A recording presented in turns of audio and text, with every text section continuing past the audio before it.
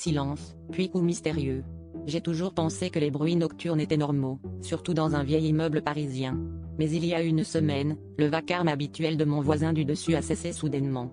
Ce silence, étrange et pesant, n'a pas duré longtemps. Chaque nuit depuis, des palos résonnent à travers mon plafond, toujours à la même heure, toujours le même rythme lent et méthodique. J'ai cru à une nouvelle habitude, ou à quelqu'un d'autre, mais un détail me dérangeait, mon voisin était mort, c'était officiel, et son appartement était censé être vide. Hier soir, alors que je m'apprêtais à dormir, j'ai entendu quelque chose de différent.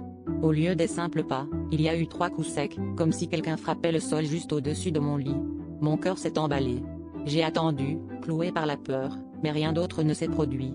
Ce matin, en ouvrant la porte, j'ai trouvé une lettre glissée sous mon paillasson, l'enveloppe jaunie portant mon nom d'une écriture tremblante.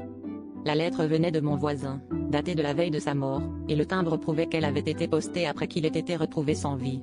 Il m'écrivait de ne jamais répondre aux coups venant du plafond, peu importe l'heure, peu importe l'insistance. Il expliquait que le bruit n'était pas de lui, mais de ceux qui rôdent entre les étages, attirés par la curiosité et la politesse des vivants. La dernière ligne me glaça: si tu réponds, ils sauront que tu écoutes. Depuis, les coups sont devenus plus fréquents, plus pressants, presque suppliants. Je passe mes nuits sans dormir, fixant le plafond, priant pour que personne n'ose jamais monter voir d'où viennent ces bruits. Parfois, je crois entendre mon propre nom murmuré entre 2 pas, juste avant que les coups ne recommencent, plus fort, plus proche.